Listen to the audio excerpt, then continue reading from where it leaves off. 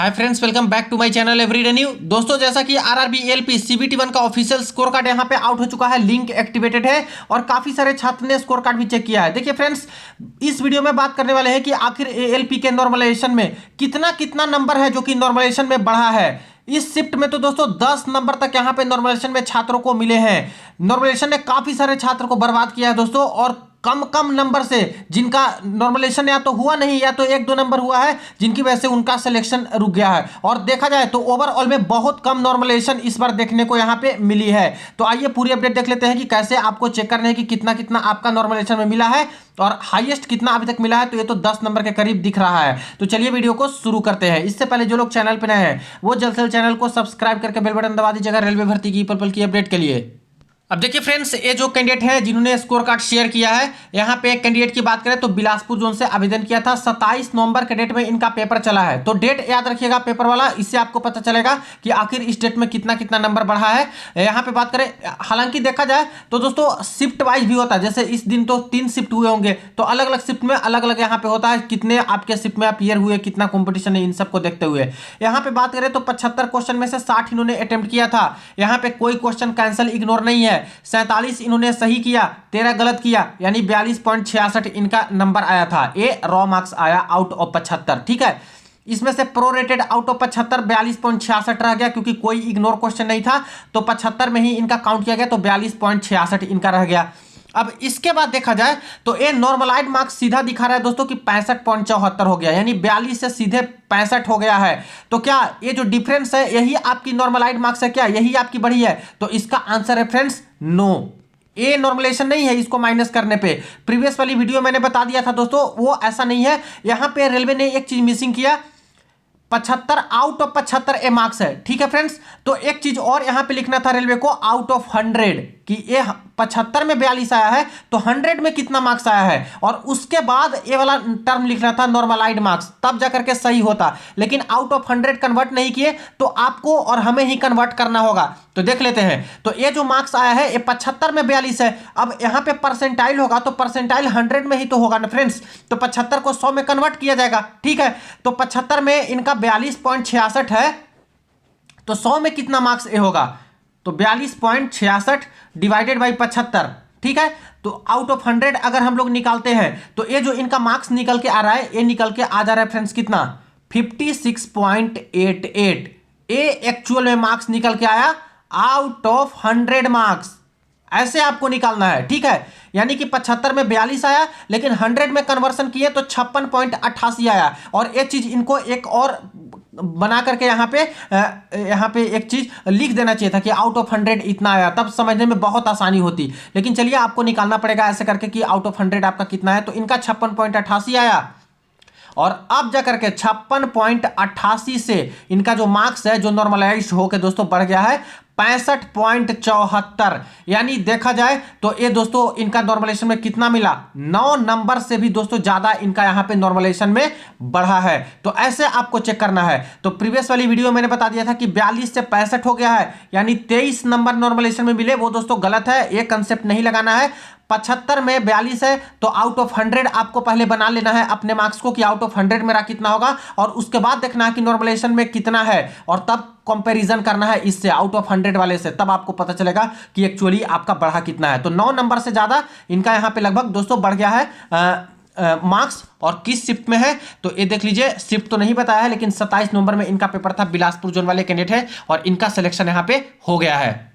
अब एक second candidate का देखिए, इनका भी मैंने आपको दिखाया था, जिसमें इनके जो मार्क्स आ रहे थे दोस्तों, वो यहाँ पे नंबर ऑफ क्वेश्चन करेक्ट 51 था, 13 गलत था, और 46.66 इनका नंबर निकल के आ रहा था। आउट ऑफ 75 46.66 ही निकल के आया, और नॉर्मलाइजेशन के बाद 64.85 हो गया। तो यहाँ पे ऐसे देखने में लग रहा था कि 18 नंबर मिला है, लेकिन दोस्तों 18 नंबर नहीं मिला है। ये 75 में 46 है, तो आउट ऑफ 100 हमें कन्वर्ट करना पड़ेगा ये आउट ऑफ 100 में। तो जैसे ही आउट ऑफ 100 करेंगे 46 नंबर को, तो ये निकल के आ जाएगा दोस्तों 62.21 नंबर आउट ऑफ 100। अब 62.21 से इनका नॉर्मलाइजेशन के बाद कितना हुआ तो देख लीजिए 64.85, यानी 2.60 मार्क्स, इतना ही नॉर्मलाइजेशन में इनको मिला है। और ऐसे ही चेक कीजिएगा तो पता चलेगा फ्रेंड्स कि इतना कम नॉर्मलाइजेशन हुआ है।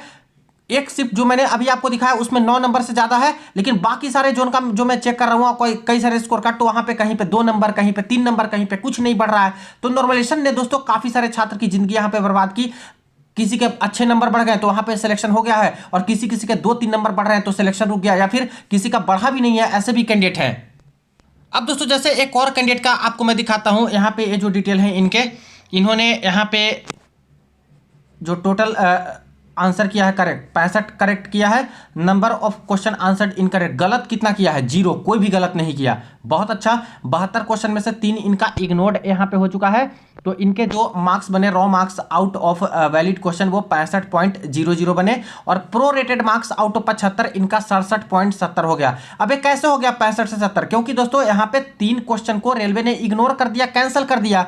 तो अब इनके जो मार्क्स बने वो दोस्तों, जैसे कि 75 में इन्होंने 65 सही किया था ना, ठीक है, तो प्रोरेटेड मार्क्स करते हैं तो 65 नंबर इनका 75 कितना में आया था, ये 72 में आया था पहले, ये 72 में, और इसको यहाँ पे कितना में 75 क्वेश्चन में से सही करना था। तो ये करेंगे तो यहाँ पे इनका निकल के आ जा रहा है 67.70। तो ये तो इनका हो गया प्रोरेटेड कि कुछ क्वेश्चन इग्नोर किया गया, तो इसकी वजह से इनको एक्स्ट्रा मार्क्स मिला है, क्योंकि ये 72 में कैलकुलेट किया जाएगा तो 75 में करेंगे तो यहाँ पे इनका इस तरह से आ जा रहा है।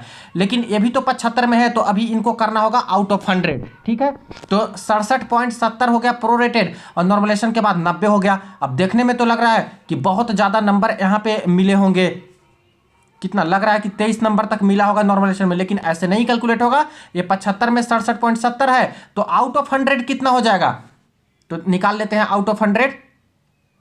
देखिए 67.70 आपका है 75 में, तो ए आउट ऑफ 100 दोस्तों निकल के आ रहा है 90.26।